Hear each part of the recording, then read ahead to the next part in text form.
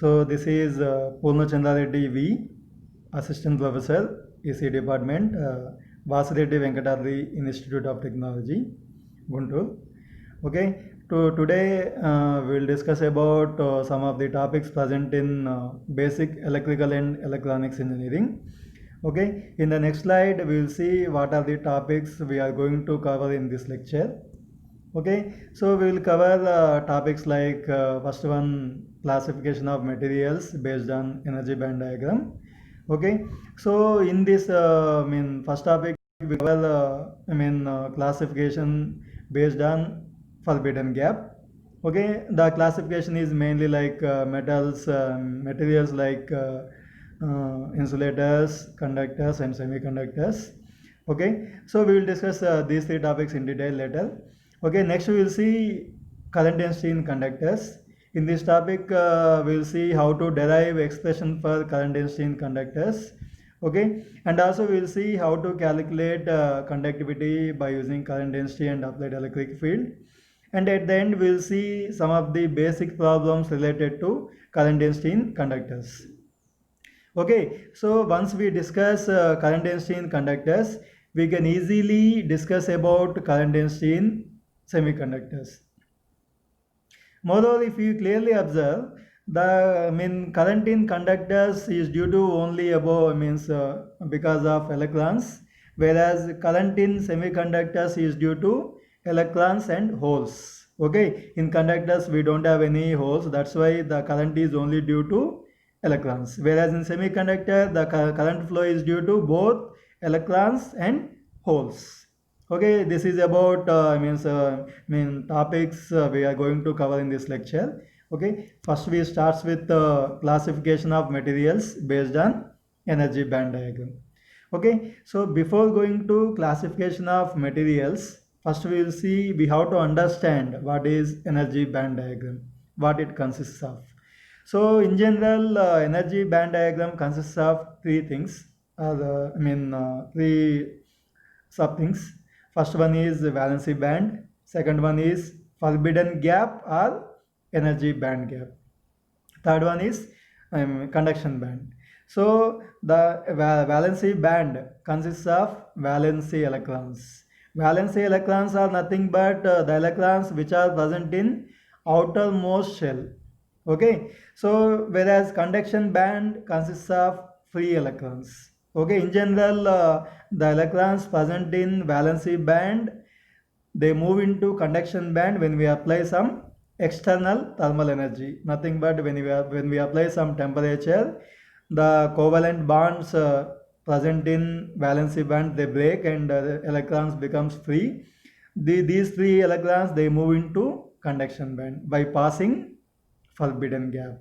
Forbidden gap is the gap between conduction band and valency band. So the other name for this forbidden gap is energy band gap.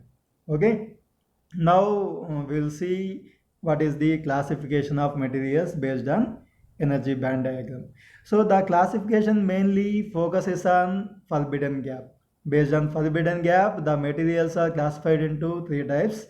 First one is insulators, second one conductors, third one semiconductors.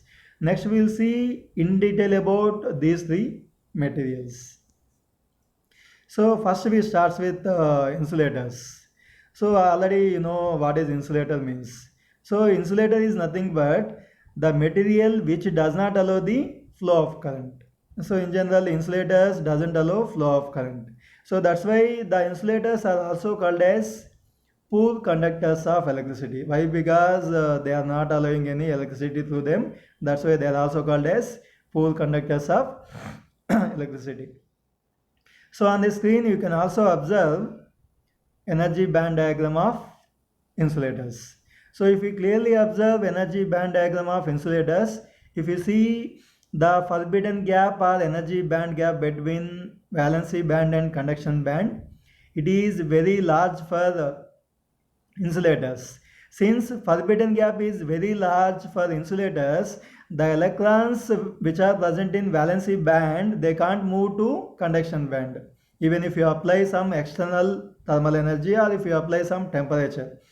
Why? Because the forbidden gap for insulators is very large.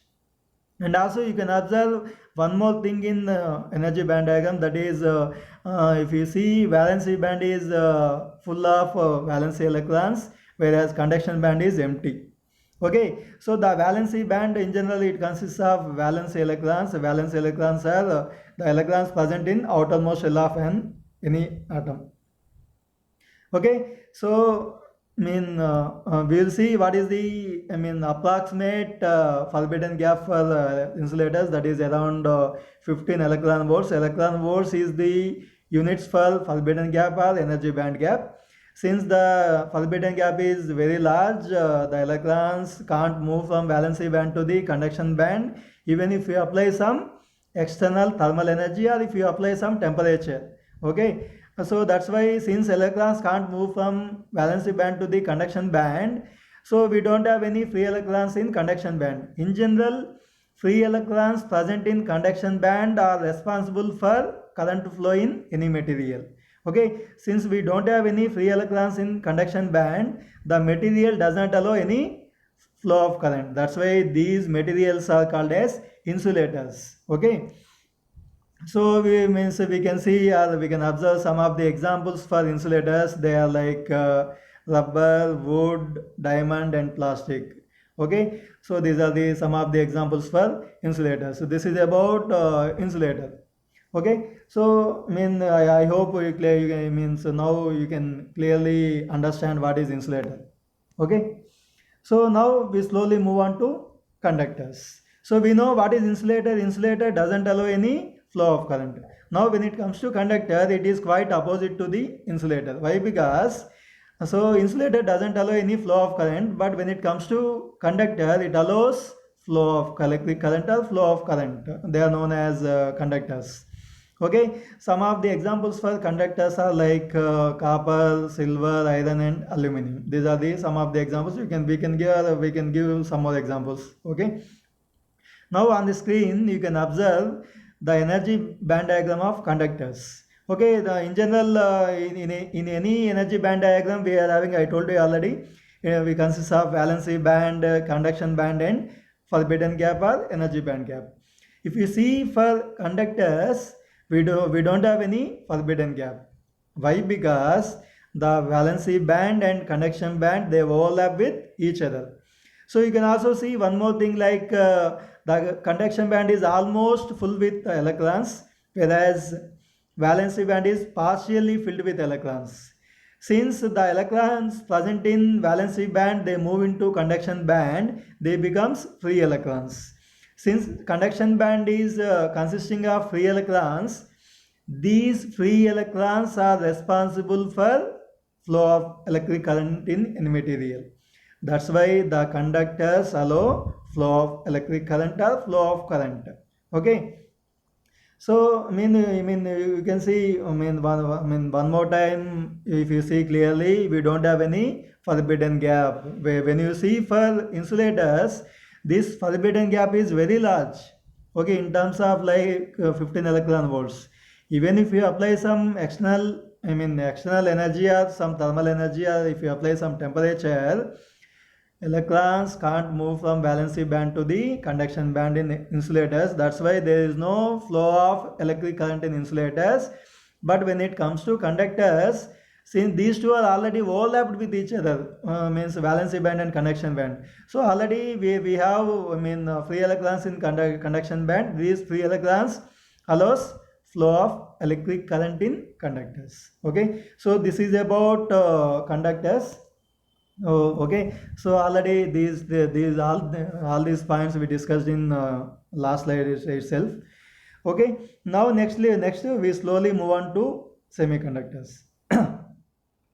We know already what is insulator and what is conductor. What is insulator? The material which doesn't allow any flow of current, that is insulator. What is conductor? The material which allows flow of current. These two are quite opposite. Okay, one material which allows flow of current, other material which doesn't allow flow of current. Why? So conductors are having high conductivity, insulators doesn't have any conductivity. When it comes to semiconductors, the materials which are having conductivity in between insulators and conductors, they are known as semiconductors. So the best examples for semiconductors are like silicon and germanium. So on the screen you can also observe in the energy band diagram of semiconductors. So if you see, if you consider any energy band diagram, we are having valency band, conduction band, and forbidden gap or energy band gap. If you see, or if you compare, energy band diagram of insulator and semiconductor. For insulators, the forbidden gap or energy band gap is very large. When it comes to semiconductors, the forbidden gap or energy band gap is very small. Okay. Since forbidden gap is very small for semiconductors, if you apply some external energy or some thermal energy, or if you apply some temperature, the electrons present in valency band, they can easily move into conduction band. Why? Because the forbidden gap is very small for semiconductors. It is in the order of 1 electron volts. But one more important point about semiconductors. So if you are at low temperatures, let us say some 0 Kelvin like that, okay, so the electrons present in valency band, they can't move to conduction band. Why? Because low temperatures we consider 0 Kelvin. So that's why, since electrons can't move from valency band to the conduction band doesn't have any free electrons. Since conduction band doesn't have any free electrons, there is no flow of current when at low temperatures or at 0 Kelvin temperature. Okay, since conduction band doesn't have any free electrons, the material doesn't allow any current. That's why at low temperatures semiconductor acts as insulator. Okay, but as you increase temperature, the electrons present in valency band, in general the electrons present in valency band, they are in covalent bonding. So when you apply temperature, covalent bond breaks, the electron becomes free electron. Okay, so those free electrons, they move from valency band to the conduction band as increased temperature. Okay, so as increased temperature more and more, the more and more electrons, they move from valency band to the conduction band. As number of electrons, free electrons increases in conduction band, the conductivity of the material increases. As conductivity increases, the current flow in the material also increases. Okay, so if you compare insulator, conductor, and semiconductor, so the insulator doesn't allow any flow of current. Okay, even if you apply any temperature or some thermal energy. So conductors, already in conductor, the valency band and conduction band, they overlap with each other. Conduction band is having free of electrons. Because of free of electrons present in conduction band, it allows flow of current. The conductivity is very high for conductors. When it comes to semiconductors, at low temperatures, it can't allow any current. Why? Because the electrons present in valency band, they can't move to conduction band. But as you increase temperature, the electrons from valency band, they can easily move to conduction band. Why? Because the forbidden gap is very small for semiconductors. As you increase temperature, the conductivity of the material also increases. So once conductivity increases, what happens to resistivity? So since resistivity and conductivity are inversely proportional, as increased conductivity, resistivity decreases. Resistivity rho is equal to 1 by sigma. Rho is the resistivity, sigma is the conductivity. As increased temperature, sigma increases. As sigma increases, rho decreases. That is, resistivity decreases. Okay. So this is this is about semiconductors. One more point: if you observe the forbidden gap of semiconductors is around 1 electron volt. Okay, so all these points already we discussed in last slide itself. So this is about